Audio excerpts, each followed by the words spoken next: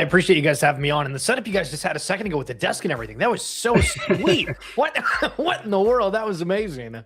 Trying to switch things up a little bit, but I got to take credit, or not take credit, give credit to the Burnt Peanut. I don't know if you've been seeing his content all over YouTube lately, but I can't get this guy off my phone. He's a gaming streamer who kind of does some of that stuff. So awesome. Got it from him. So, but appreciate the kind words. Yeah, but you also have like really interesting backgrounds in your streams or your videos sometimes. So it's totally AI and fake. It's when anytime anybody asks, like, "Yo, give a studio tour," and I'm like, behind me, an air freshener, some cards, and and some other stuff. But yeah. That's funny. Awesome, man. So as I said, great to have you here. But for those of you who don't know you, give us an introduction of yourself and a little overview of your collecting journey. That would be awesome.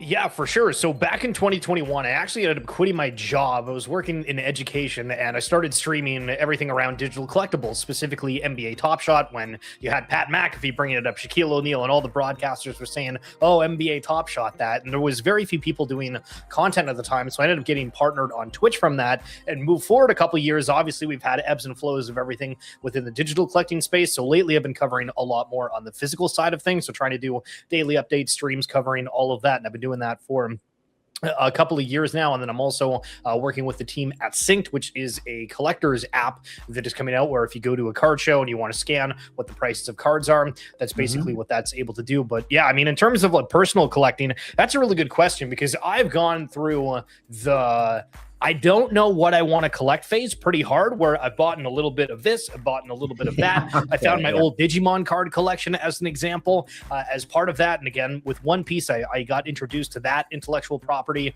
this year of all things, even though I know a lot of people have gotten to it, even though it's been out for, I think, 25 plus years at this point, but a little bit of interest within everything for sure. Okay, nice. Did you watch the new Netflix show? I haven't yet. Okay, so here's the thing. This is going to sound so stupid. I've told myself that I'm only ever going to watch One Piece when I'm in the best mood possible, because every single episode is so good, and I'm like, this. I don't want to lose it, even though there's like 1,000 episodes. So honestly, I've bought in some of the mangas, and I've gone through, I think, like the first 3 to 4 books, and for the episodes, I think I'm up to episode 9. So that shows how good, the mental state is. But like otherwise, it's funny. All right, nice. And so you've said you're kind of collecting like everything a little bit, but you came from the digital collectibles world, as like myself as well, and I think Josh, you came through digital as well, right? Or have you been a big collector before? Not really, right? Well, I think this whole digital collecting journey kind of made me realize that I was actually a physical collector. I just didn't realize it at the time, but I've definitely started collecting more digital than physical. But yeah, like coins back in the day. So like little things like that. So I mean, you've shifted like your focus from digital to everything to a mix of it, but what do you collect today in terms of digital stuff? Because you've mentioned Top Shots.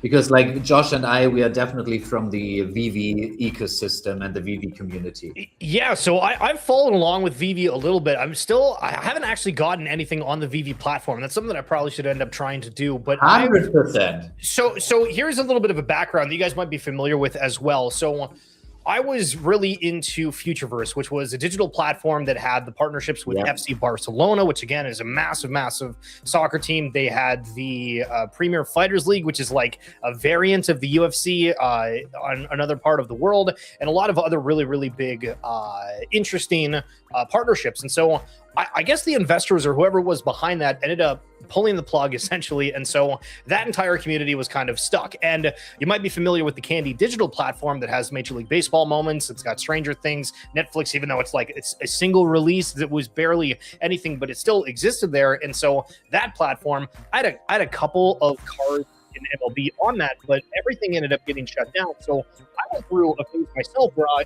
really started started kind of doubting some of the things around digital, because it was like, oh my goodness, if the funding gets pulled, if there's something that ends up happening, there's a lot of kind of risk that we haven't really experienced. But at the same time, you see NBA Top Shot is still kicking along. VeVe is expanding, still kicking along. And so that's where I went from super hardcore in the digital to physical only to now, okay, I'm kind of opening my mind up again, realizing that was kind of a sign of the times, if you will, because we have seen a lot of platforms struggle, but awesome to see VeVe, another one, still kicking on. I mean, I have to ask, because you're now on kind of on the hot seat here, and you've said like you haven't bought anything on the VeVe app.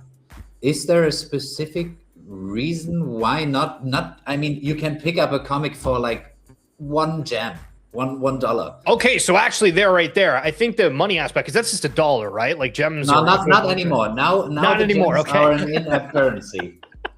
Yeah, gotcha. I mean, I guess knowing that like it's very easily accessible in terms of dollar cost wise, that may open up my eyes for it. I guess I don't find myself being super hardcore attached to any certain IP. Like I love following news and excitement around certain things, but I mean, for a lot of these bigger brands and whatnot, I'm somebody that ends up playing like League of Legends, hanging out, playing card games, and that's sort of it. So I think for myself, I've just not really gotten into as many big TV shows, movies. And I mean, even for One Piece, again, as I've said, I've only watched, the first 9 of them, but I absolutely love it when I've jumped into it. So yeah, that's a great question. I guess the fact that I thought it was more expensive than it was, but I've done some bits like covering where you guys had like the Cookie Monster drop at once, which I think was like one of the very first ones. And so there's a lot of like cool historical pieces associated with it. But I guess, yeah, I should probably go out and pick something up. I mean, you've said like you thought there were more expensive pieces. I mean, you can also buy something. I mean, the last collectible we've looked at, the Miles Morales Secret Rare,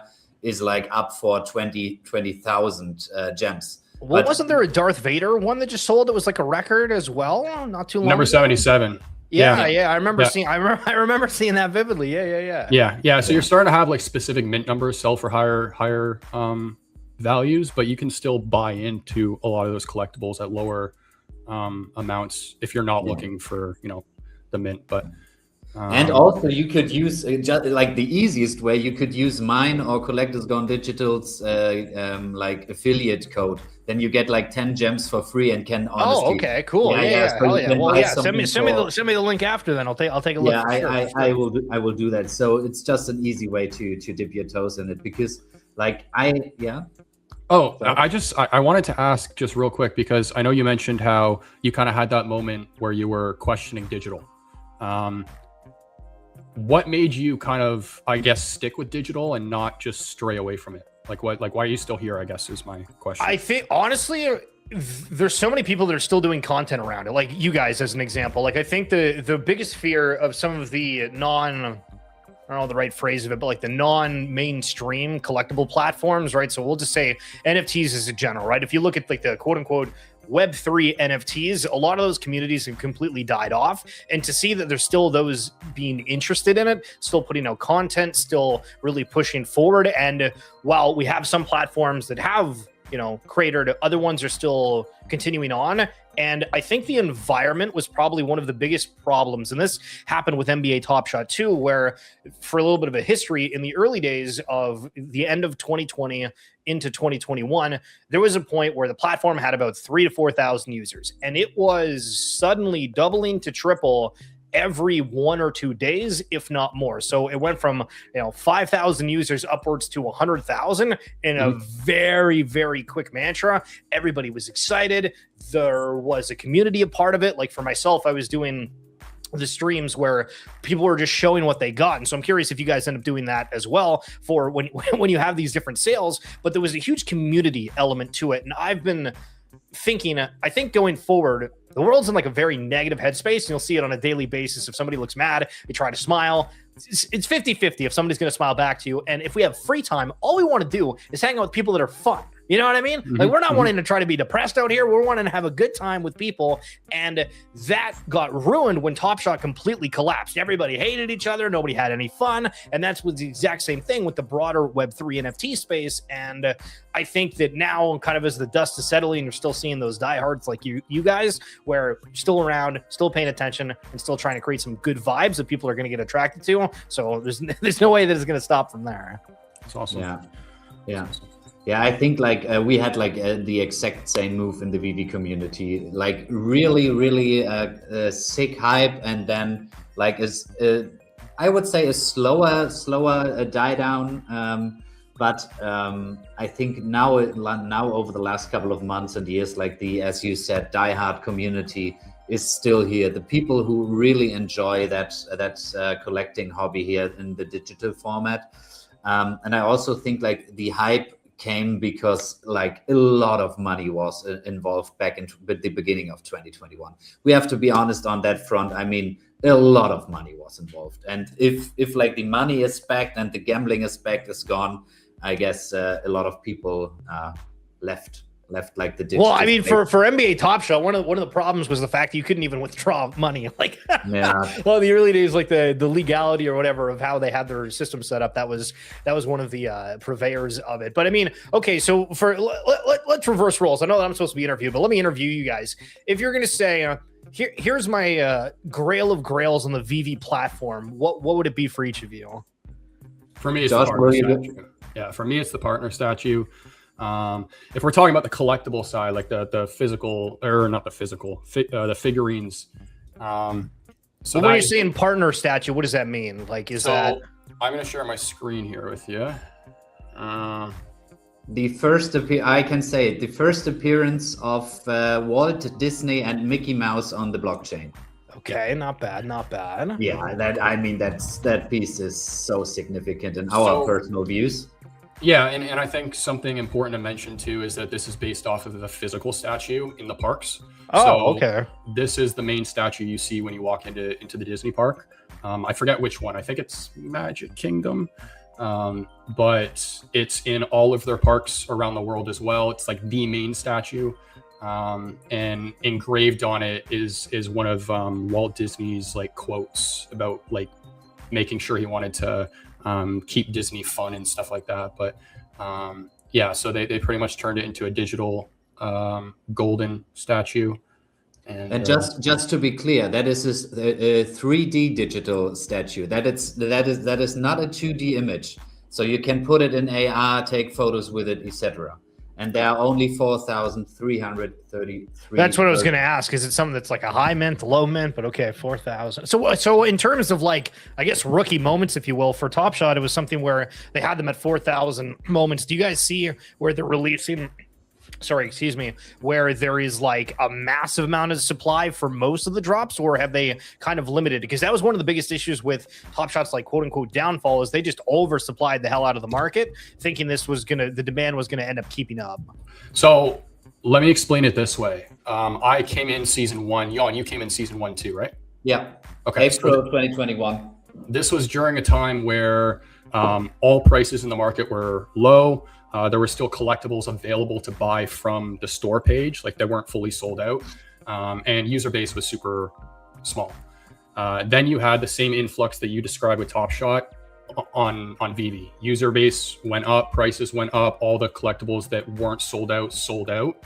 And we're talking about edition sizes where collectibles had like 10,000, 12,000 each.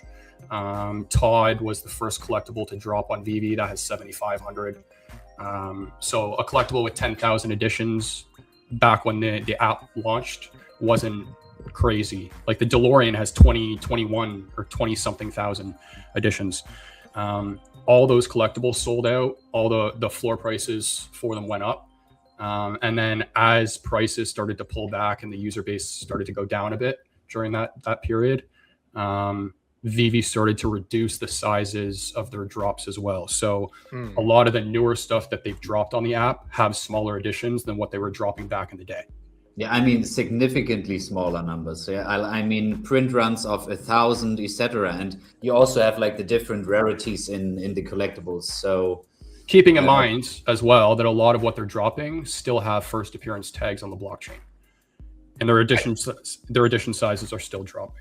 So. I do love the aspect whenever there's kind of like a little extra symbol or something that kind of signifies, hey, this is rare. Because again, you're going through like the physical side, and it's like it's almost impossible unless you have like a historical record that you can go over. So I do think from the blockchain aspect, there was some really cool happenings. But I guess to throw out a general thought, we saw about a week ago where Darren Rovell put out a study or poll, whatever it was, and this was I think off of X, but it was where I think it was 95% of Gen Z or just younger people had physical collectible collections only. And then we still have the stigma where I'm assuming you guys have been uploading clips and posting stuff on every different platform. YouTube's insane for the absolute beatings they give. But anytime that I do post something about digital, there's always some sort of like negative connotation or perspective that somebody shares. And do you guys have any thoughts of like how you fix the stigma around it? I think this stigma will fix itself over time. We've talked about it earlier because I said like 99% of people think digital collectibles and NFTs are a scam because of like the sick hype phase in 2021. And I think people need to get more educated around the fact that you can actually own something digital. And I mean, the generation that comes after us, the Gen Zers, I mean, they all collect digital stuff, Fortnite skin, Roadblocks skins, weapons in the Counter-Strike or whatever. And I think like the transition over from like digital collecting that you don't really own into digital collecting you own will be self-explanatory over time. But yeah, that is in my point of view like a really important point to solve. Yeah, Josh. How big into gaming are you? You mentioned World of Warcraft. Pretty big. Well, I mean, so yeah, I played World of Warcraft before, but like quickly on the Featureverse point, they were supposed to launch a Ready Player One game that was going to introduce the idea of like Fortnite, but done with like digital collectibles that have some kind of meaning to it. But sorry, keep going with your thought. No, dude, I'm right there with you. I was big on that project too. It was really disappointing when that news came, but I think gamers understand this stuff the best because you have games like CSGO that is also now having another wave of popularity or it's in the spotlight right now again. But you buy guns on that game, like weapon cases, and you can pull gun camos that are worth thousands of dollars, right? I think there's a knife in the game that's worth over $1 million. And you don't actually own the stuff that you have in the game, right? So I think, and this is why I think gamers understand it best, is because once you understand that if you play a game, you leave the game, but you keep what you actually had, you don't lose it, right? Or let's say the business goes under the next day and all the items that you've worked for the past year are gone. That's the moment that clicks with a lot of younger people. When I got into VeVe, I was 23. That was the biggest reason. I come from the gaming space, but to Jan's point, I think it's just going to be a time factor. It's like a breakup. It's like the biggest thing that heals is time. And I think that's honestly what it is. So are you guys familiar with Forgotten Runes Wizards Cult? It was a crypto game at a point. They had a pretty big studio. They were supposed to be on like Xbox, PlayStation. It was like Bison or Buffalo. There was some, again, massive studio that was associated with it. They did comics and all this other stuff. And they did like a mint on ordinals where, again, they got like $1 million. But I recently interviewed their founder who they put out that their MMORPG was on pause, which we'll see what ends up coming of that. But it was wild to hear the behind the scenes because they were very, very open within that interview, stating the fact that they originally had a bigger publisher for their comic. But on the day before they were supposed to sign the big deal, that studio found out that there was NFTs involved and they backed out of it, which was like, oh my God. And then for everything else, it was like, just not being able to find a path to sustainability. But to your point of like gamers recognizing, hey, these have value and whatnot, I think for the digital collecting, and I don't know like how VeVe would do this in like the best way, and even NBA Top Shot struggled sort of with that as well. They've tried to do different things, but the ability to use the digital assets and experience that you like enjoy and want to play every day, right? Like I log on and I play like League of Legends a few times a week, and I've bought the skins in there, and I love playing the game, and I want to look at cool, whatever, have that flex, if you will, or just kind of something that's different that stands out. But I don't know how in the heck crypto gaming ends up coming out of this when there's just been so many of them that have struggled. But it seems like IP that are just, you know, hey, these are digital collectibles are seemingly fine, where the ones that were supposed to have some kind of a use case like are just awful. And I find that a really weird kind of perspective. Yeah, I don't think though that anything that's happening right now is unusual. I think it's a normal part of the technology innovation curve, or whatever it's called, where you have a bit of a jump at first with the initial adopters, and then you have uncertainty right after. I think that, like, even if you use Amazon as an example, because Amazon has been compared to VeVe in some way, where VeVe started with collectibles, they then introduced comics, then one-of-one artworks, then sports and music, and they're kind of introducing categories the same way Amazon started with books, and they're introducing more categories, right? Amazon started at like less than $1, their stock, right? It shot up to $1 something and then dropped to like 10 cents for 3-4 years before it shot back up, right?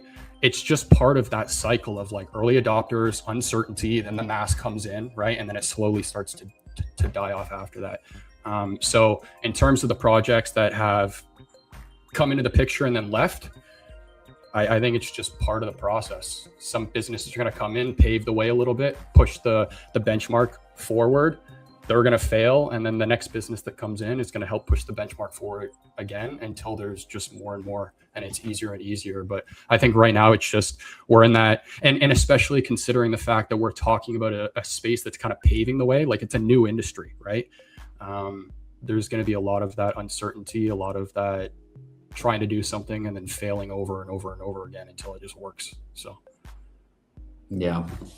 Sorry guys for what I've did here. Like my microphone went out, so I had to plug it in. I'm so sorry for that. But on the point Josh made, I mean, we are currently also looking at at VeVe potentially going public. So that could also like be a really like big and important driver for like trust and adoption on the VeVe side. I think another big factor though is trying to introduce platforms or experiences where the user doesn't know that they're using the blockchain. VeVe did this at first. Like all you needed to do was like put your credit card in and you could just start buying. So it was really easy to just get started. Another example in the gaming space is Off the Grid, if you know that game. So Off the Grid, that has crypto, but when you sign up to that game, it creates the wallet for you without you even having to do anything, right? You sign into the game for the first time and you have your wallet ID at the top right. Off the Grid is still ripping? That's interesting. I didn't even realize that. They're paving the way for blockchain gaming. Really? They're still at the front. They're still at the front. Okay, cool. I feel like I haven't seen it like posted on the time. See, this is the whole marketing aspect of everything feels like it's so much needed, right? Like it's awesome what you guys are doing, but it's weird to think that like how needed that is. Of like having some kind of hype, having somebody that has that like initial introduction to something. Because like for here as an example, right? Like I could go on after this and like, you know, buy a couple things on VeVe and then boom, okay, I was introduced. But the amount of effort in theory that you guys had to put in of like, okay, I found this other guy that used to be in digital collectibles. I got him on the stream and then I gave him my referral link and told him that it's going to be relatively inexpensive. You know what I mean? Like it's not easy versus like some people that just have like that motion of being able to like talk about something and going from there. But also, on like a side note that I just remembered, so I went and I looked through like my entire X following, and more than 50% of my followers have not been active in the past like 4 or 5 years back when the heyday was. So it was about 10,000 accounts. And so now we see, you know, those big KOL accounts that are like tweeting about certain things. I'm like, I think 80% of these followers are fake, but they, you know, they keep getting these things. It doesn't make any sense. Yeah, we're in the dead internet theory.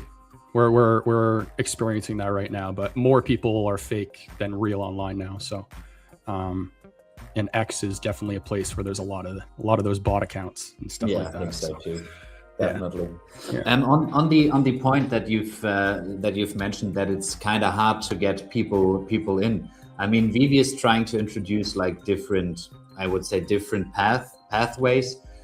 For example, an affiliate program. You also have like in the app, when you are like a regular user, you can like show a friend a QR code. The friend gets 5 gems, etc. So they are trying to find new ways to get people interested.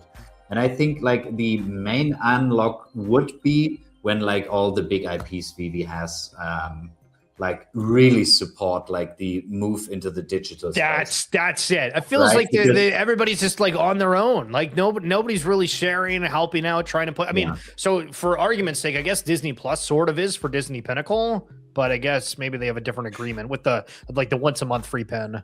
But it's the hesitation you were talking about before, like how the company pulled out when finding NFTs. That's happened to VeVe as well. There was a brand called Cthulhu that pulled out when their audience gave them crap for getting involved with NFTs, and then they ended up canceling their partnership. So, but yeah, again, I think that's just part of the process. I think there's going to be a day and a time where those brands that did walk away will come back, and it's just going to be when there's more brands involved. So. Yeah, 100%. And I mean, we've talked about our favorite grail, like the partner statue, because of the significance of Walt Disney and Mickey Mouse. But for me, like my number 2 and 3 are like Darth Vader, and Miles Morales. So I mean, you have like really big characters on the platform. So. Now, I know people in the chat are going to give us crap for this because we are talking about just the collectible side here. But on the comic side, we have things like Marvel Comics #1, which is the first ever Marvel comic released in 1939. So they've released a lot of their like OG first appearance issues. Fantastic Four #1. AF-15 the first Hulk is an incredible read, by the way. If anybody has Marvel Unlimited, the very first Hulk is actually pretty solid. The Incredible Hulk #1. Yeah. So on Marvel Unlimited, do you have it? Do you mean this one here? Holy smokes, you have it. That is a reprint. That is a reprint. That's not an original. Okay. Yeah. I got that reprint because I have the comic in the VeVe app, and you can read it in the VeVe app as well, like with AR or a comic reader, for example. Not super cool. Nice. Yeah, I remember buying. I don't know what the hell the motivation was. Like, I definitely go through stages of I want to go skateboarding, I want to play the drums, I want to read comics. And one day I bought it. I think it was like $15 a month or whatever, and I just went back trying to read like the old ones. The same with the X-Men. Like they were really good. Yeah. And if you take a look at the Marvel Comics #1, the common cover variant, because VeVe has different cover variants, that was one of like the earlier drops on VeVe. So with a like significantly higher print run. Okay, that is the secret rare cover now, but that is only 600 editions. And like the common one we've looked into at the beginning, that has like 48,000 editions. So wow. Okay. Yeah. Interesting. 48,000. Yeah. Wait, why does one person have 681? Is that normal? It is normal on this app. Yeah. Okay. Yeah. That is. Yeah. People are stacking. Yeah.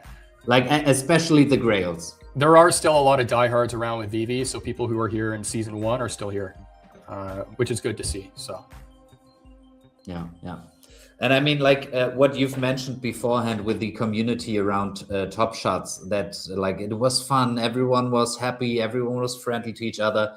That's still the case in the VeVe community. I mean, obviously, in every community, you have a few people that are hating, but like overall, I've never experienced something in my life like the VeVe community in terms of welcoming this. Is that the right word? He knows what you mean. Yeah. Okay. So that's honestly pretty cool, and they're also really engaged. And by the way, guys, if you like the interview we do here, Also check Schiller out on X and give him a follow. Is it at Schillerverse on X? Yeah, you got her. You got her. I need to. I was so. I don't know why. I was back when all the digital stuff was happening in Futureverse. I was like, that seems like because before I just had it like as my like full name, but I was like, yeah, having a verse on the end, that sounds like a good idea. And then the Futureverse thing did not. And yeah. For SEO reasons, it's probably not a bad idea to have verse in the name. A lot of projects are like that now. Yeah, I've noticed that. Well, it's almost like a video game, because I'm trying to think of like for Overwatch, if you guys ever played that, people used to have like their name and then OW at the end, and I think they did it with RuneScape too, or the RS. It was like a very, very common thing, human nature over the years, eh? That's funny. Jan, do you have any other questions on your list? Wait a second. I'm trying to send his link in the chat here.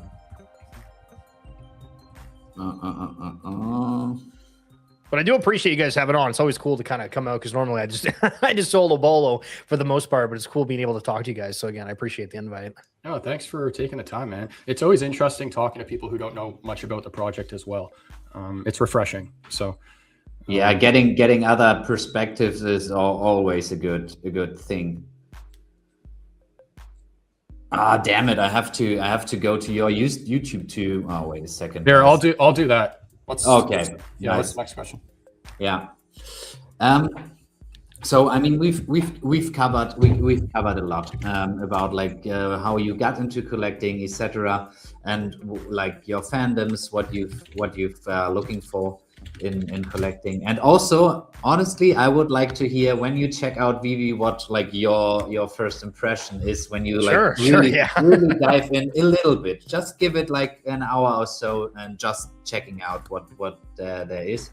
I would be interested in like, where do you see like I would say 5 to 10 years in front of us in terms of the collecting space, physical and digital?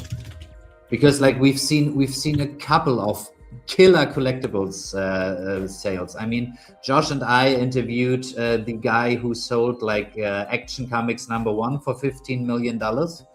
Holy smokes! Okay, big players on that front. Yeah. It wasn't his comic, but it went through his. How you said, he was the curator? Is it the right word?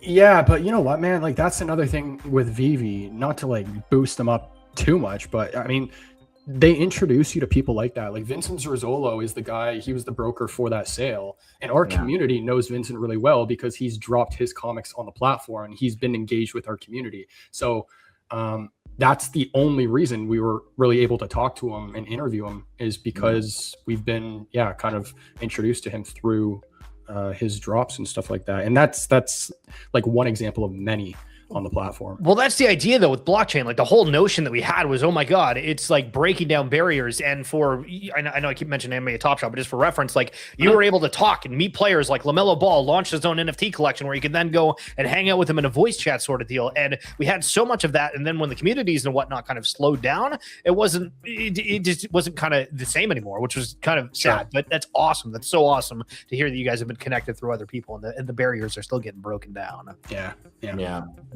Yeah, and I mean, for example, Vincent is like one of the biggest comic brokers in America, definitely. So I mean, he is like he sold, what did he say, over 30 Action Comics #1, the first appearance of Superman in the comics. Yeah, so like, ridiculous like that. He knows his game. So that was quite interesting. But back to the original question. Where do you see like the future of physical and digital collecting? Because, for example, Kevin O'Leary is now rocking like this board card. Logan Paul sold his Pokemon card for a staggering amount, etc. And we see even more of those kind of sales. So funny enough, just for a fun little tidbit, the Pikachu Illustrator card that Logan Paul sold, that was the PSA 10, there was actually an auction that just ended like 2 or 3 days ago where one that was an 8.5 grade sold for like $700,000. So to look at the difference of somehow that one got like 16.2 million, and this one got 700,000 for Small little great jam? I don't know. There's something kind of weird about that, but I guess it is what it is when there's only like below 50 cards of them, and one of them is a PSA 10, even though that was the biggest issue. Sorry, I keep ranting. So Kevin O'Leary. Wait, one. Sorry. Yeah. Fire on that point, I think like the celebrity factor also plays like a kind of important role on the Logan Paul card, right? Well, I mean, even for the Kevin O'Leary card, he's now coming out saying that it is a like doubled in price, essentially, for him putting that in like a jewel encased. He said it was like 30 million or something. Yeah, I think 25 to 50 or so. If you're going to buy the card, I'm not trying to buy the jewelry, buddy. I'm trying to buy the card. I don't care about the jewelry, but if it's a grail for himself, I guess he can say whatever on that front. But I mean, we're seeing people that are spending insane amounts every single day. You'll go on and you'll see that there's a record sale. There was one for Shai Gilgeous-Alexander in the NBA where he just had a record. There was a SpongeBob card that's of Squidward, a screaming Squidward card that sold for $50,000, and that is a record for a SpongeBob card. We can go down the list, and every single day, whether it be Jokic, whether it be Messi, whether it be anybody, we are continuing to see these record sales. So does that mean that we are in the froth of froth? Because now my problem is every time I do a stream, I'm like, okay, guys, I've lived this before, and there's like almost too many signs that it's like, this might end up being a problem. But it's the same questions and comments that we made around Web3, thinking, okay, if we have governments that end up changing, if we change as people of what we value as a currency, and we don't have this paper money, and it goes to these hard, real assets, however you define real in this context, the whole world gets flipped on its head. And so we're kind of, the crypto and NFTs and everything used to be cyberpunk, if you will, and now it doesn't have that at all. But still, that notion of, okay, we don't really know how the world's going to go, and people might end up trying to take everything back here, and we're sort of positioned in a way where we can take the most advantage of that. And within the collectible space, it's just highlighting, hey, this is happening, and it's happening really, really fast. Well said. Yeah, because there was another Charizard, I think, that sold for 1.8 or 1.9 million too, a week and a half ago or something like that. The whole idea around the golden auction was that there was multiple different lots that were for sale, but none of them got any attention except for the Logan Paul one, which was insane. He said something about how he sold like 30 million in collectibles after that auction, though, or something through his store. So, that's crazy. Yeah, big success. But Kevin also knows what he's doing with his. It's all the marketing. It's just marketing for him. Yeah, 100%. He doesn't care about the chain, I don't think. It's just he wants to get that out, show it around, and then that'll probably help push the price a bit. But yeah. And I mean, you only need in those cases, you only need like one person who's willing to pay a significant amount. So because those are kind of one-of-ones. So yeah, definitely. But I believe we will see a lot of more of those sales over the next couple of months and years. I mean, Gary V is pushing collectibles hard. I mean, I've recently saw the post with one of the Kardashians buying Pokemon cards together with Steve Aoki, and yeah, I mean, some people would say this could be the top, but I don't think so, to be fair. I mean, he's got a hell of a track record, but yeah, ultimately, I think to the point earlier of people want to go where it's fun. I mean, all of that is fun, right? Like going to the card shows, connecting with people, having something in common. Obviously, there's TV shows and whatnot you can find people, but it's a little bit different. And just the sheer amount of people that no matter where you go in the world, everybody's got trading cards at this point. And it's, I don't know, I think it's just good vibes and people want to be around that. Yeah, 100%. Next week on Friday, there's like the opening of the biggest trading card shop in Germany here around my corner, and I will go there with like 2 friends. So I'm really excited. Well, hopefully we get a live blog of you going through that. I'm excited. I don't think so. I don't think so. You say opening of the store? Yeah. I don't really see that too often nowadays. No, and it's like 45 minutes drive from my home place. So it's like from a square meter thing, like the biggest card shop in Germany.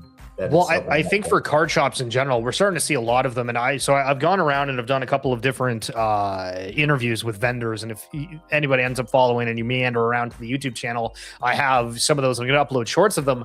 But it was really weird to hear the response from all of them of like, okay, hey, how'd you get into it? All of them are like, yeah, I collected his a kid, kept doing it, and now they're worth a lot. And then half the people are like, yeah, like we're literally opening a store because the margins are so insane. And so that's the thing to remember is that you're seeing where if you can end up buying at MSRP or you're getting a deal on something or you find somebody on Facebook Marketplace it's selling for whatever, you like the flippability of these things is insane. Like the Pokemon market is so liquid. And I think that's probably the biggest caveat or issue, I suppose, with a lot of these digital platforms is Bam Adebayo. The other day, he had like 83 points, which was like the second all-time NBA record. Will Chamberlain had 100, but for Bam Adebayo of the Miami Heat, I think there was like 21 NBA Top Shot moments that sold. I think there was 36,000 physical cards that sold that same night as a kind of just an idea of what the physical card space has in terms of liquidity and people moving back and forth within that. So once that sort of volume and liquidity comes back in the digital space, I think the conversation opens up a lot more. I don't know how you bring in those floodgates, but I think looking at that comparison of just the Bam Adebayo digital collectibles compared to physical, I was like, oh my God. That's interesting. That's interesting. That's like really significant difference, definitely. But I think like we would also need some. We've speculated in a couple of shows before. The Ken Golden from he also commented under one of our, not ours, but from the community's post, because someone was asking, when can we auction off a partner statue on Golden? So, and he responded, I did a video on that, and then the VeVe community, you guys are crazy. I just had like the video. Normally, I maybe get like 50 to 100 of like X when it shows live. That thing was pushing 1,000, and I was like, I had one person that was from VeVe that commented about it, and then wham! So you guys definitely got the energy. That right there sums our community up. Right. Yeah, there. 100%. Yeah. 100%. So maybe if you get hooked after checking VeVe out later today, you make a little bit more content, because we all always need new content creators in our community.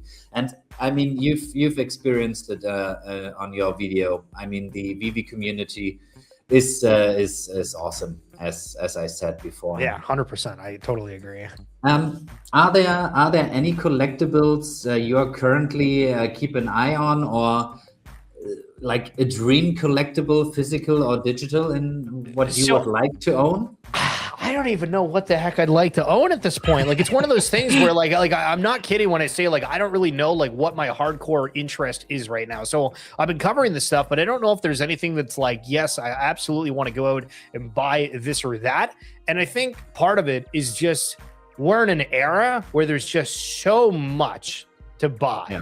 Like, my issue with Magic the Gathering, if anybody played that card game, is I got extremely addicted to it for like 2-3 months.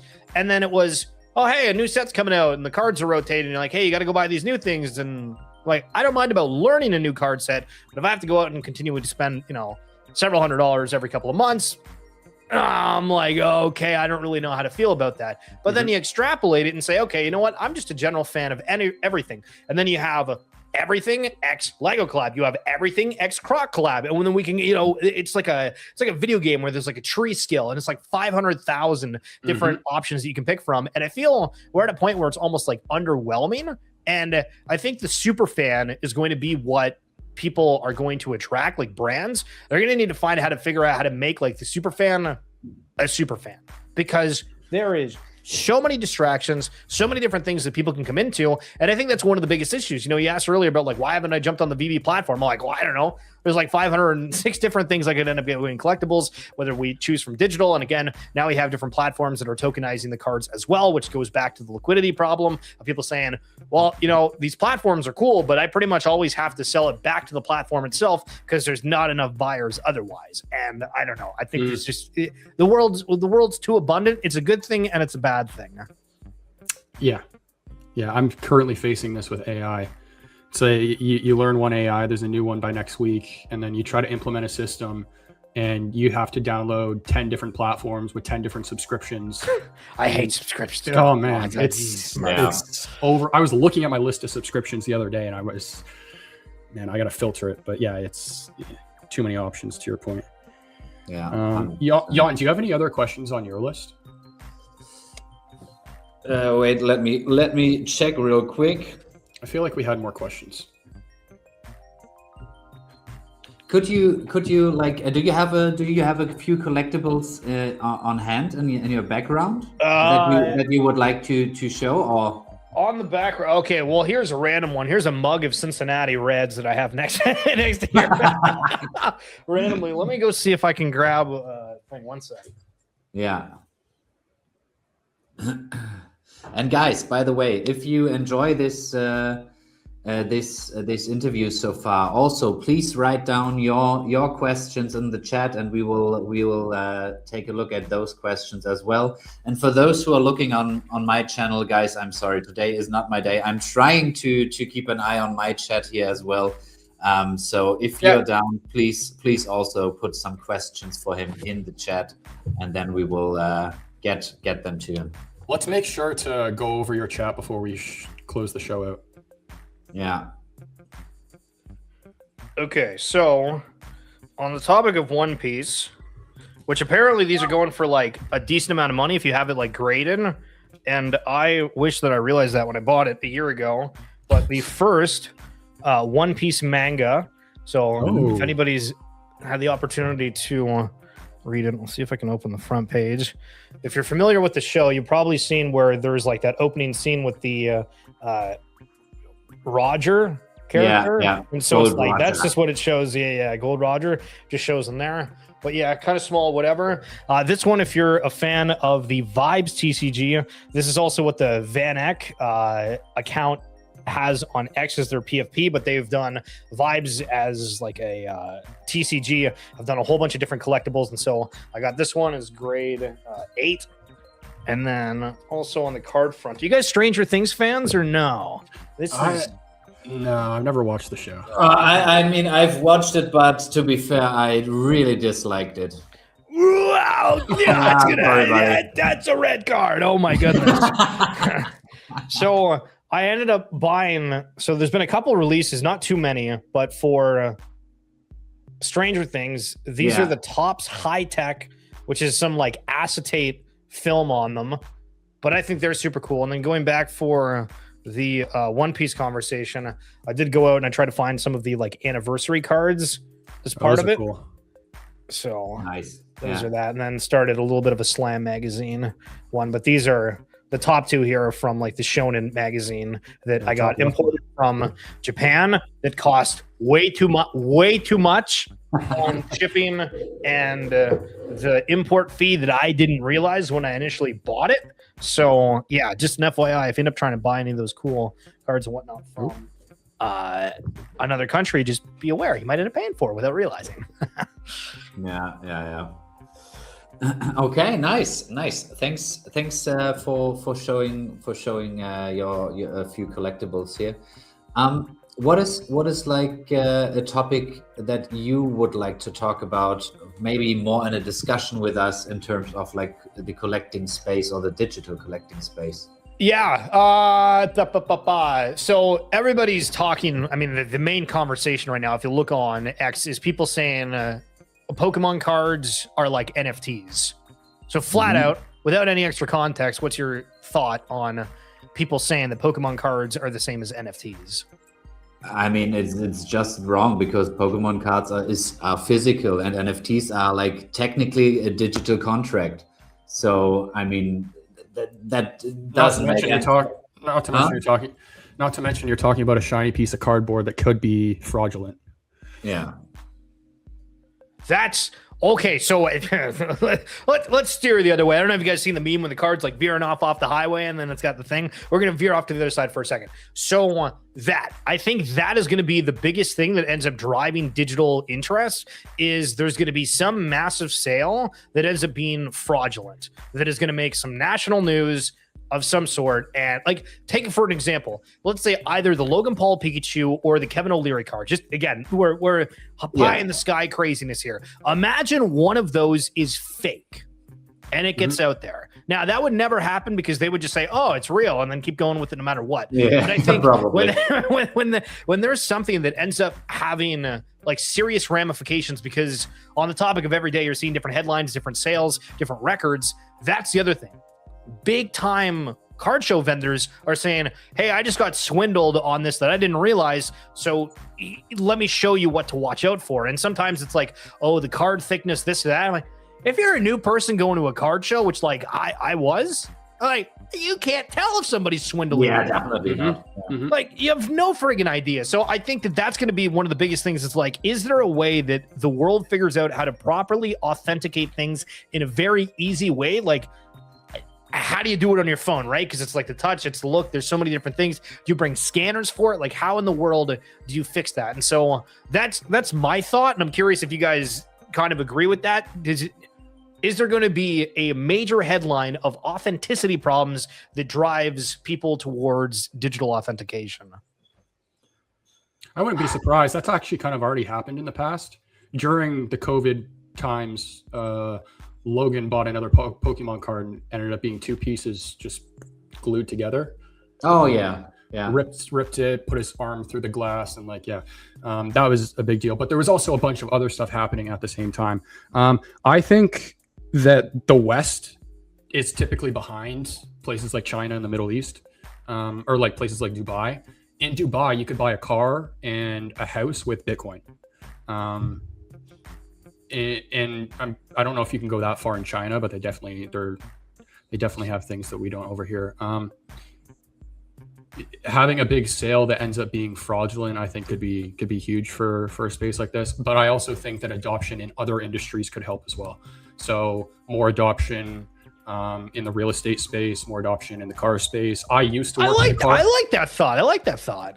I used to work in the car space, and the biggest issue, and I can speak on this because I was in charge of like flipping the dealership. So I came into a dealership that was just bombing sales. They were selling about 10 to 12 cars per month. And none of the people in the dealership had a digital background. So website was crap, social media posts were crap. I flipped it all, and they went from selling 10 to 12 to between 70 and 80 cars a month. Okay. That right there was like a big eye opener for me, that the car industry is so far behind. Like, they don't even have a process still, at least in Canada, where you can buy a car from start to finish online. Right? Are you Canadian too? Hell yeah. I saw your post in Scarborough. I'm in St. Catharines, Niagara Falls. Okay, cool. Hell yeah. Yeah, you're super close to me. I on a side note, the amount of Canadians within like the digital asset space is probably like second, like easily. It's insane. It's insane. Many Americans don't even know this, but Canada was ahead of the States when it comes to like Bitcoin and all that stuff. Look at that. Hey, we've had the Bitcoin ETFs for years, ladies and gentlemen. Yeah, I know. That's what I remember seeing all the headlines, and I'm sitting here. I'm like, am I just stupid? I remember that we've had these forever, and I could like buy them on Wealthsimple or whatever. That's hilarious. That's so funny. So yeah, I think adoption into more spaces like that would definitely help. Yeah, and also think about it. What like this technology could unlock for the IPs itself. First of all, reoccurring revenue from every single sale. That's like massive amounts of money. So if you sell one Pokemon pack, okay, you sell it once, and then this card gets sold for $16.4 million. Pokemon gets nothing from that. And on the NFT side, they get their royalties. Oh, you guys should get hired. I don't know how much you get paid. You should get hired and get a salary raise. No, we don't get paid enough. Let's put it that way. And Ronnie, to your point here, dude, like Nissan. I worked for Nissan and Infinity. Nissan manufactures the cars, but they're in charge of all the rules and regulations for their dealerships as well. So if I own a Nissan dealership or an Infinity dealership, despite me being the owner of the dealership, I still have to answer to Nissan. So it still goes back to the manufacturers. Okay, I go on. Second point, just think about what kind of really significant benefits besides like the reoccurring revenue part those companies have, because everything is transparent on the blockchain. So for example, Marvel could take a look at your specific blockchain address and see like, okay, that guy only collects Iron Man stuff or whatever. You pick your fandom. So they have like a perfect avatar of yourself that they could remarket with newest Iron Man products, newest movie tickets, whatever. Or they could offer you like specific how do you say it? They could give you specific bonuses on your collection, for example, because they know you are a hardcore Iron Man fan, as an example here. So like the marketing costs would go down so dramatically in terms of thinking about what is my specific avatar I want to purchase, because they already know, because they can see what you have in your wallet. Like a new form of connect. Well, actually, okay, so to take that, I guess, like a step further, there was, try to make this somewhat quick. So I had a friend that I knew in person that knew that I was into NFTs. And so randomly they hit me up one day and they were like, hey, you're in NFTs, right? And I'm like, yes. And we get into this discussion and it blew my mind. The first thing they say is, so I work in animation and my boss wants to do NFTs. I'm like, okay, can you explain? They're like, well, what we've been doing, and it's a Canadian studio as well, and they're like, well, what we've been traditionally doing, we've not really found success with it. And the boss, you know, to get in like some of the details, it's a little bit juicier. They're like, yeah, so you'd end up working for free, and then once the mint sells out, then you get paid. And I'm like, oh, hold on a second, you gotta make sure you know what you're getting into, especially as somebody that's not into anything, right? And they're like, I'd be in charge of community, and I'm like, in my head, like, okay, I could maybe like get you connected with like a couple people that might be somewhat interested in what you're doing, just as like community members. But going in like completely blank, that's going to be a problem for you to figure out. And I think, for your comment about like how the transparency, being able to see everything in the connection. And I was like, okay, hold on a second. So obviously our first thought is the boss is doing this because they want money. But we've talked to other people like Cleanosaurs and some of these other projects like VFriends that are the digital entertainment media in general is changing to have that opportunity where you're able to connect. So then I started kind of retracting a little bit, and I'm like, okay, so like the payment thing's the biggest issue, but holy crap, like if we're having people that aren't really into NFTs realizing we need to have a different business model, is that because A, it's a money thing, or B, that like the industries and what people actually want and how to get somebody connected to it is changing, and we're kind of living through that, like to Josh's point, like the awkward phase right now of like we're just kind of in the time where these things are kind of ebbs and flowing. Yeah. But it was a really eye-opening conversation to me of just like, yeah, man, I'm looking at this negatively, but it's really just about how you can stay connected to these things, and then the brands take advantage of knowing how connected you are. Dude, speaking of staying connected, do you know the weird looks people probably got when they saw somebody talking on a phone, like a cell phone, for the first time? That's a great point. In public, right? And those people who probably had the money to have the cell phone, right, had to deal with all the weird looks until it was normal. Yeah. And I think the same exact thing. You're going to keep saying NFT until somebody goes from, oh, shut up, to, okay, tell me more. Yeah, I think so too. Depends on when it will happen, but I think like tomorrow will be more digital than today. So I think the digital aspect of it, and just if you think a step further, I mean, I think we all kind of know that in 5 to 10 years, like the phone gets like kind of replaced, and we start wearing glasses. And with those wearables, we will put a digital overlay over our normal reality. Sorry, that will be the case. I don't know when, but in 5 to 10 years, 100%. What happened to the Apple VR headphones? I remember us being like so excited on that initial release. I'm seeing everybody talk about it, and it legitimately died in less than 3 days. And I've never seen a product fall off the face of the earth quicker. I think that's the whole point I think that's my point, though, about how a company needs to pave the way, fail, and then another company will come through. Because now Google has their VR headset they're making. Yeah. No one's talking about it. It looks exactly like the Vision Pro, and it is a fraction of the weight. And the weight was like one of the biggest things with the Vision Pro. Like you can wear it for 20 minutes and your neck hurts. But yeah, like little improvements, incremental improvements like that, product gets better, more people use it, you hear more about it, and the more companies end up succeeding. Yeah. And if you take it, Ronnie's comment here, the Meta glasses, the Meta Ray-Bans, they look like Ray-Bans, a little bit thicker, I would say, but not even close to the. Have you the guys other tried any of them? And anybody in the chat as well. I've thought about buying them because it's like, oh, for card shows, whatever. Like it'd be cool to record, but I don't. Has anybody used them? I haven't. I haven't used them. I do know a couple people that have them, and then they say nothing but good things about them. Really? Okay, good to know. Yeah, a lot of the people that talk about the glasses though use them for like the recording, like the video recording. Yeah. Oh yeah. Well, I'm blind as hell, so I don't even know if I could get a prescription on them. Otherwise, I'd be having to wear like a double.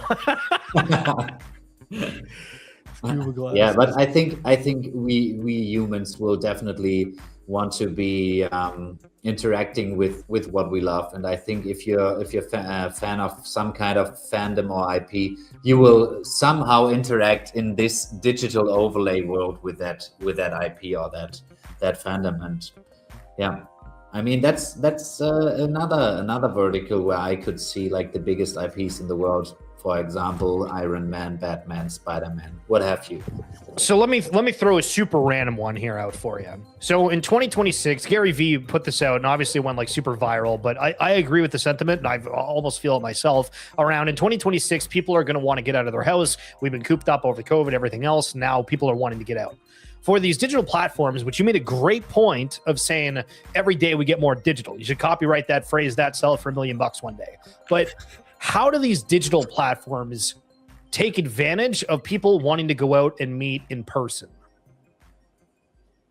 I think VeVe's doing it in a way already with the AR functionality. But when you say meet, are you talking like interact with the collectibles and stuff like that, or like what do you mean by meet people? Because people are doing that at events right now. Sorry, you're right. I phrased that kind of poorly, but I think just the desire to get out of the house. Like if you, I don't know if you guys have gym memberships. Holy man, the amount of people that are like dedicated and not, we're just talking, sign up in January, quit by February. Like the people that are there are dedicated, going every single day. The people that are paying attention to healthy habits, eating, everything else. Like it's completely flipped on its head compared to what it used to be. And people are wanting to go out into the real world example. And for these digitals where, obviously we're still going to play video games and everything else, but is there a way that they could take better advantage of people wanting to meet in person? And I guess like to give an example, I think having a commemorative piece of, hey, we went to this game, right? Or we went to this event. And I don't know how you do it at scale per se, but I think there's something around having a memory with people, and maybe it's just simply a photo, and then on the bottom there's a caption, and then whatever else. But I've just been stuck on the thought of how do they take the most advantage of people wanting to get out. I don't know how much I can speak on this, just because I think there's still a lot of questions in the air. But VeVe is going to be introducing interoperability June. Phase 2 of their migration. So you're going to be able to take certain collectibles off the platform. And the person that's responsible for that migration had talked about the possibility of one day being able to record locations with your collectibles and like where they've been. So to Jan's point about seeing the history of the collectible. So if the collectible was in, like, let's say it's a sports ticket and you use the ticket at a stadium, and now you see on the history of that ticket that it was used at this stadium for this match or something like that. That's an incentive for somebody to go outside of their home to get that record on the collectible. I think that's one example. But then I think Jan kind of touched it a little bit already, is having a digital overlay on the physical world. So like, almost like a Pokemon Go kind of thing. You can do AR challenges. There is something that I'm trying to mess with right now for an app where you can set up different zones and stuff like that. I don't want to talk too much about that, but yeah, AR stuff, digital overlay on the physical world. Yeah, also getting like special redemptions on events when you meet there in person, and getting like a collectible you can only get when you are there attending, stuff like that. Yeah, I don't know, I just think that it's something that would be kind of cool. Because I mean, everything's about memories, right? Like I think in like the realization of like the healthy habits and stuff that I've found myself, and again, maybe not for everybody, but also realizing like, holy crap, why am I not like just taking photos of everything, right? Hang out with a friend, go for dinner, whatever, like have these memories, right? Like that's pretty much all of this stuff is about. And I think that, you know, on the further to like the connection side of things for these shows, whenever they have it where you watch a movie and you get like a tokenized collectible of it, I think that's like the easiest hanging fruit to be able to get, but we still don't have that. VeVe has done that. Oh, okay. Never mind. I stand corrected. They haven't done it enough. That's the problem. I also think there's a conversation that can be had there about how maybe movie theaters and stuff like that aren't the best way for them to promote it, just because there's an argument about how like movie theaters have kind of already hit their peak. But and I think I touched on this a couple of weeks ago, I do think that we're also kind of going backwards a little bit, or we will, because of things like AI, where like dating, for example, you're going to see more people go to the bars to now try and date as opposed to swipe on Tinder or whatever, because you don't know who's real and who isn't. Oh, yeah. So, yeah. You know, I could be a guy dressed as a girl or whatever with a girl overlay, right? So... Yeah, fair point. Also, I think like what JTamp here mentioned in the chat, like digital signatures from artists. Yeah, I love that idea. And that's my point though about the locations, is you would have a signature of the location or whatever, right? If you use the collectible at like a stadium for a sporting event or something. But yeah, a comic with the artist signature. Yeah, I kind of agree with Booth. No one goes to the movies. I've not. Yeah, because it's fucking expensive nowadays to go to the cinema. It's expensive. It's not. Well, the biggest reason is what you already touched on, which is people have too many options now. Yeah, and there's just better options than spending $40 at the movies. You know. Yeah. Fair point. Yeah. Anything else we want to cover or hop on a topic, because I really enjoy that conversation here with you guys. Yeah, no, this is awesome. I'm super glad you guys kind of reached out and chatting and getting introduced to the VeVe community a little bit more. 100%, man. If you have any questions ever, feel free to reach out. Yeah. We're happy to help. But okay, so here's one for you. Why do you think that the VeVe community is so supportive? There was a percentage of us who came in to make the quick buck at first, right? So me too, by the way. Right. A lot of people found out about the token because the token was going up at the time, and then that's how they found out about the app afterwards. And then that just happened to be right before the influx of users. So if you bought something then, it pretty much 10x or whatever during that time. So a lot of people just people just saw money, right? There was also more, I think, bot activity and just users in general. So you would buy something on a drop, and then the price that it would resell in the market would just be way higher than it is now. So people could just flip like that as well. But the main reason people are still around is the community. And then I'd probably say just a combination of that, and then the brands that VeVe has to offer. They offer brands that nobody else has. They offer some of the most major first appearances, all the major brands that people grew up loving. They're reintroducing people to brands that they loved as a kid but haven't been involved with for several years, or vice versa, never knew about the artist and now they're being introduced to him through the drop. Like, so let me hold on a second. So great point so far. But I would go even a step further, because I feel like we could take kind of that thought piece and be like, okay, we could maybe put it to different communities of, there's an IP or something that people are interested in. But like fundamentally as a group, if I'm going to take and make like a chart, if there's like that S tier, A tier, B tier, whatever, and you were going to take different communities, I feel like in terms of like good vibes, engagement, and not hating on anything, VeVe would be at the top. And I feel like it's more than just, hey, they like the same IP or whatever. Like it feels like almost like what the hell's the word? Like the family.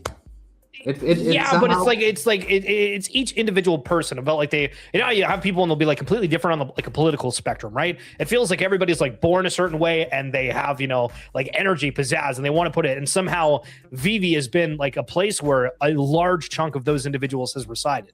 But I don't get why. David is the founder of VeVe, co-founder. He's somebody that a lot of people have kind of fallen in love with. Just his personality. That's okay. I like that. Okay, yeah, it's a singular person bringing together people with the same energy. Yeah, but he also has proven success in the industry. So he has owned a physical comic or collectibles franchise for 20-something years. It's the biggest one in New Zealand. He also introduced, I think he brought the Pokemon IP into New Zealand. He brought the Pokemon license to New Zealand. He has relationships. With like 17 or so. He has relationships out the wazoo. Like you name the brand, he's probably talked to him. But he's made comments in the past about how, he has tables in the back of his trading card shop. And those tables are a place where people can kind of come play the game that they have a common passion about with other people who are like-minded. And the way he's described it, he's wanted to take the app and kind of turn it into a larger version of that, where like-minded people can kind of come together. And I think that's what it is. I think that's what it is. Like it's stuff like that people have bought into. Hearing him say that, it's like, okay, you get it, Yeah, and I mean, I've told the story yesterday on my interview with Dr. Digital, but I had an interview with David, and he was like running 10 minutes late or something like that, just a tiny amount of time. And he was like writing me an email, hey, I'm running a little bit late. Then like 5-10 minutes later, he came into the recording studio, and he was so generous, and he was so like, hey man, I'm so sorry I'm late, etc., etc. And I was like, dude, I have like at that time 500 followers on YouTube, and you maybe came from like a meeting with the bosses of Marvel, that kind of. And he was like, so, yeah, honestly. And he was like so generous and so like respectful in that kind of way. And that's what one second, Josh. And that's a lot of people who met him like in person also tell me about it. And also in the comments, you see a few people mentioning Al Khan. He is also involved with VeVe, and he is the one who made Pokemon what it is today. That's cool. And yeah, Josh, sorry, I didn't mean to cut you off a second ago, but I think that's what it is, of like somebody that is giving off like an energy or a vibe that other people want to be associated with. And sure, maybe it's from the financial side of success, but it feels like it's also much, much more than that. And you know what, just speaking a little bit more about David, I think another thing that people are really bought into early on was you can see his passion through the camera. And so there's been multiple times where he has leaked stuff by accident because he just wanted to talk about it. And so that's like, obviously not the best. So excited. Yeah. And so when you see stuff like that, it's just, you kind of buy into who he is as a person. But yeah, like there's been multiple leaks, multiple times where he's just, he's spilled. He got in trouble for spoiling. Yeah. And he's I'm curious what the like, ramifications of that look like. We're talking like brands pausing, like proper drop date. Oh yeah, like pushing stuff back. There was one he talked about not long ago that was supposed to be announced by now, and it hasn't been announced. So he's getting some backlash for that. But yeah, it's you can see his passion through the camera. So yeah, you can tell he's excited for what's coming that he can't tell anybody.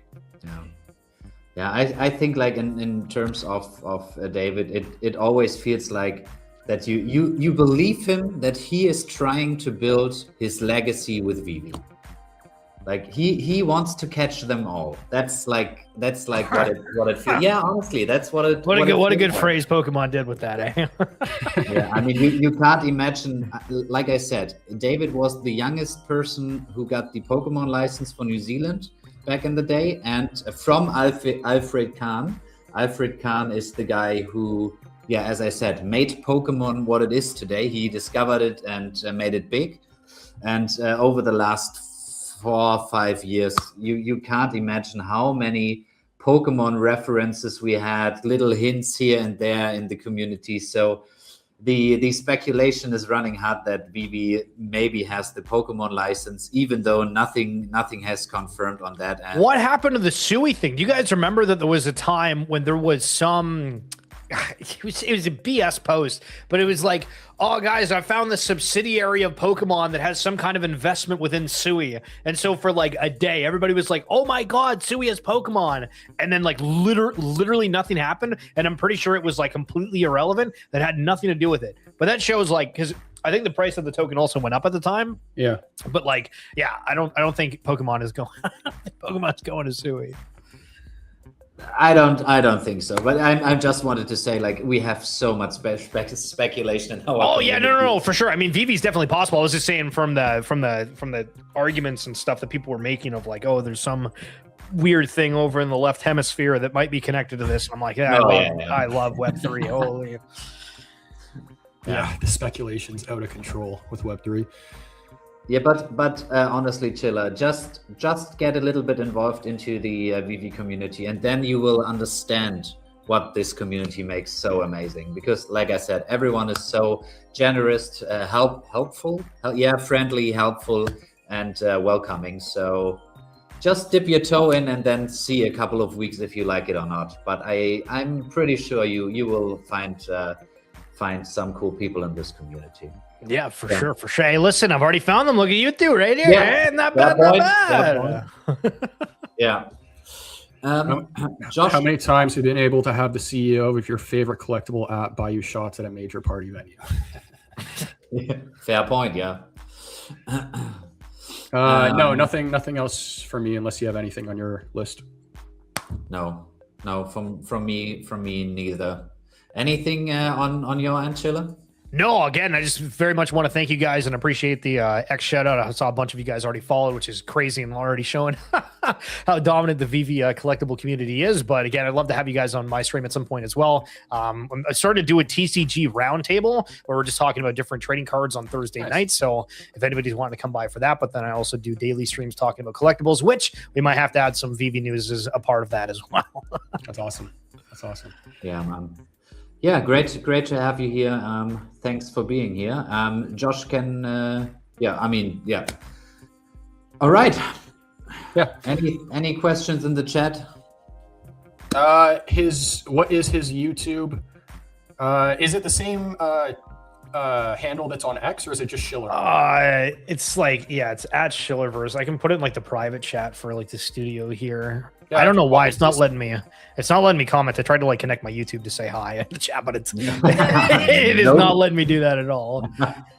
But I put it in the private chat there if anybody's interested. But yeah, it's again, or if you end up following on X, I do have all that stuff linked in the bio. But it's interesting. I mean, like doing content and this stuff. Like, how did you guys end up getting into doing it yourselves? I'm curious. Jan, you want to take that one first? Just out of, in the VeVe. Okay, now you get the full story. So I only been able to attend German community meetups. Like I have attended like 4 or 5 meetups now, and there are obviously international ones like the Comic-Con, etc. But I was only able to attend like the German ones, and on one of these, I won a gold and silver logo. That's like the grail of the grails in the VeVe community. So because I was just at the right place at the right time, and David, the CEO, knew how like passionate the German community was, and we never had anything official in Germany. So he was like, "Hey, it's so cool that you guys do those community-led meetups all the time. So I want to give you guys some presents to give away." And one of that was like a gold and silver logo. So before that, I haven't like posted anything on X, didn't do any kind of YouTube stuff. But then I won it because I was just at the right place at the right time. It was a raffle. I was just lucky at the time. But that kicked off the urge in me to start providing value to the community I'm already part of for like 4 years or more. And that's what kicked off my content. That's awesome. That's really cool. It shows that just like a small act of kindness can go a long way, eh? Yeah, I mean, do you have any idea how much worth this? I have no idea. Okay, a little bit, yeah. Like 14,000. Yeah. Holy. Yeah. Holy. And this is like, besides partners and a few others, that's the grail of the grails in the VeVe community, because you get like so many airdrops and redemptions you can take with that. So I think if you would hold the gold and silver logo from the very first beginning, I think it's more than 20 collectibles right now you could have gotten for free. So That's dope. Actually, I love that. I feel like we don't have that anymore. There was a House of Kiba. I don't know if you guys going way back, but they were like, oh yeah, we're going to do like lifetime NFT drops. And their initial cost was like $500. And then somehow the studio imploded, but they did a movie with the Big Show, like the WWE guy and some other people. It's probably the weirdest Web3 story in history. And we have to go down a rabbit hole to discuss all of that. But I think like the recurring rewards things, why does that not happen more? Like, that's awesome. VeVe has something for it, but I'm surprised because it's like the coolest thing. Yeah, I question if maybe it has to do with legal stuff. Oh, yeah, the amount you can give like per year for free. Yeah, I'm pretty sure there was a comment about how Disney's lawyers had advised them to be like careful with stuff like that, because Disney had made a comment about how they're not going to be airdropping or gifting their holders anything for the golden moment stuff. So yeah, legal stuff maybe, but who knows. We got a bunch of people in the chat though saying they subscribe. So yo, Ronnie, Digital Toys with Tommy, Strange, J-Tap, yo, absolute friggin' legends in the chat. My goodness, thank you guys, appreciate it. And by the way, just so that's how the gold and silver logo looks. That is like a trading card, a fan-made trading card from one of the German content creators. But this is like the logo, and it also has like, where is it? My mint number 279 on the card here. That's hella sweet. That's hella sweet. And what's even cooler, I mean, I've showed it before, but he also made like this beyond the drop. That's a grail right there. That is a grail right there. Holy. I mean, things like that make our community special, because he just, because I support him, he supports me. He just sent those over to me for free as a nice gift. Yeah, brother, I have a shelf to the right of me right now, and I got no more space on it, and it's all just stuff that I've been gifted from the community, like nothing that I bought. So. Digital Monkey in the chat, were you the one that posted about the VeVe Ken Golden thing that I commented on? So. I'm like, that username looks hella familiar. I don't know what it is. Yeah. Oh yeah. But Josh, how did you get into content creation? I mean, I've shared my story. I found the token first. I was here to make a quick buck. Bang. Yeah, found the token. 5 years later. Found the token. Did research on the token to find out that there was an app connected to it, and then that's what made me download the app. And then I bought my first collectible, which was Ultraman, which VeVe introduced me to as well. I didn't know about Ultraman at the time. And I popped it up in AR in my living room and immediately loved it. So then I went back into the market, bought I think 2 or 3 more collectibles, and that's all she wrote. So maybe like a year after that, I started doing the content. I didn't show my face at first. Yeah, how did you guys meet or decide to do this together? I've got introduced to Josh through a good friend of mine from the German community, because like he is a longtime follower of Josh, and I would say I've interviewed Josh on my channel, and I would say it's like clicked right away. I mean, we've had a pretty good vibe from the get-go, and then was it like a bit over a year ago or so? Roughly around there, probably. Maybe a little longer. I don't exactly know. And yeah, then one time I was like, okay, I would like to start a live show, but I don't have the balls to do it alone. So I asked Josh, hey, would you be down doing this together? And I mean, we've been like in regular contact over the weekend. Also after our interview, we've been in contact I mean, I found a friend in Josh through that whole VeVe collecting journey. Yeah. Good. Another example of VeVe introducing people to each other. 100%. Yeah. Keeping in mind, I'm in Canada and you're in Germany, so It probably wouldn't have happened if VeVe Probably not. Yeah. Oh, and I saw you get a custom painting while we are here on the collectibles from the community, right? Yeah. Where's my painting? I won it in Vegas. Okay, sorry, guys. But yeah, do you have any other questions for us or for anyone in the chat before we let you go? No, I mean, it's just straight up good vibes. So like, I appreciate the hell of that. Honestly, every single stream, I'm like, yo, everybody just wants to go where it's good vibes. And this was a Pico of the day, good vibes. Love it, man. Nice, well, man. You're welcome anytime. And again, appreciate the invite to us for your channel. So yeah,